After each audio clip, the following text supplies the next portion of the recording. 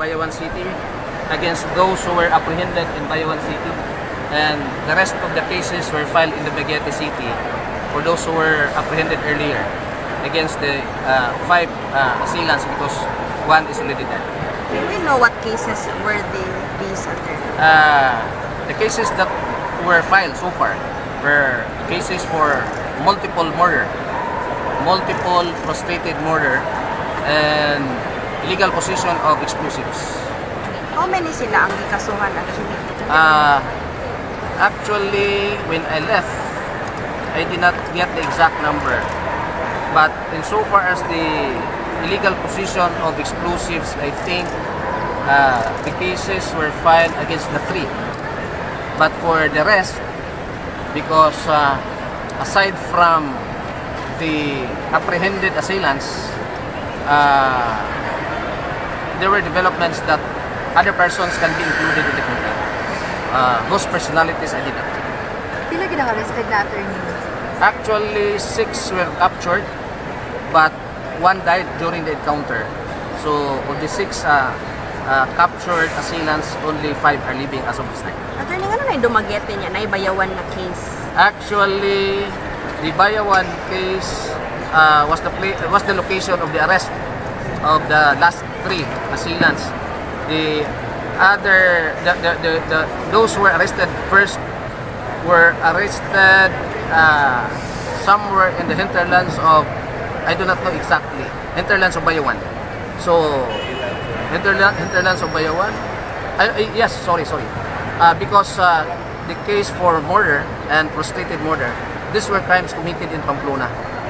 And so it should be filed with the Provincial Prosecutor's Office, and the Provincial Prosecutor's Office in the province is located in Dumaguete City. Attorney, hindi na po nadagdagan yung mga casualties. 9 po yung confirmed, di ba? As of last night, 9 deaths, 17 wounded. Attorney, na ang provincial government ba na ay ihatag ng mga tabang sa katong ubang biktima sa nahitabo? I know for a fact that the family of the late Governor Roel Degamo is giving assistance to the other victims in whatever way they can. But I told the victims last night, you go to the Capitol and we have financial assistance for the families of the victims. Attorney, sa may tabo sa Capitol na ang governor na apa sa Manila?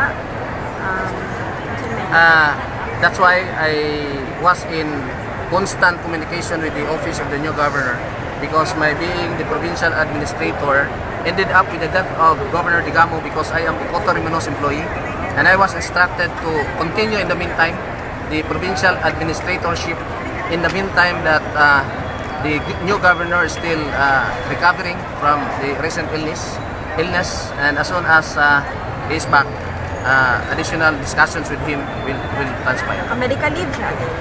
On medical leave. So si Vice Gov Chaco will assume?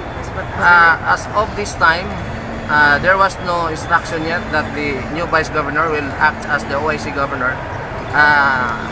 Gido 2023. I have yet to talk with him. Honestly, I don't have any specific information as to whether or not on that date he officially assumed office as governor. Sir, hanggang kailan po yung medical leave nito? Actually, I don't have personal knowledge because I used to work in the executive department. He was working with the legislative department. I don't have specifics with his leave, but I still have to talk with him how long his leaving. Other day, ang mga job order workers. The instructions from the new governor is that everything has to stay put. As is, No disturbance.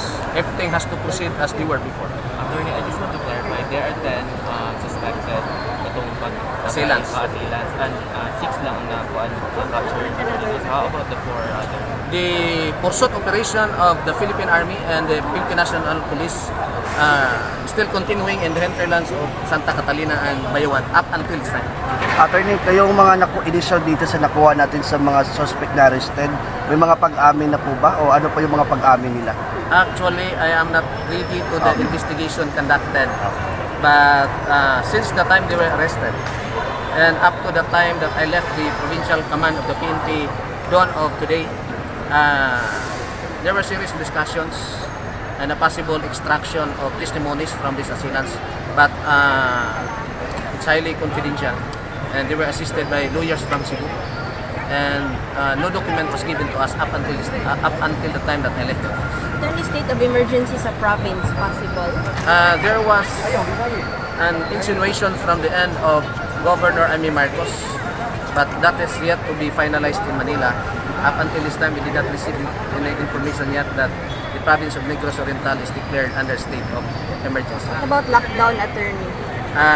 Lockdown will come with the declaration of the province of Negros Oriental as under the state of emergency. Until such time that that declaration is made, we have to proceed under a normal condition. We are ready for this, attorney. I have yet to discuss with the PNP and the Army as to how to proceed with the government under a state of emergency. So ang President sir maka-declare or maka-impose ay na dili sa probinsya, no other local officials? It should be the national government, just like myself. Attorney, clarification lang sa public viewing sa Capitol, yung sinabi mo kanina. That will be scheduled because the body is right now in his residence in Babahuba, Dumaguete City. We were not able to discuss yet on the schedules of the viewing because the widow and people around the widow were very busy in the preparation of the complaints. The hearing will be done this morning. After the hearing, I'll be talking with the widow for more details. Thank you, Attorney. Attorney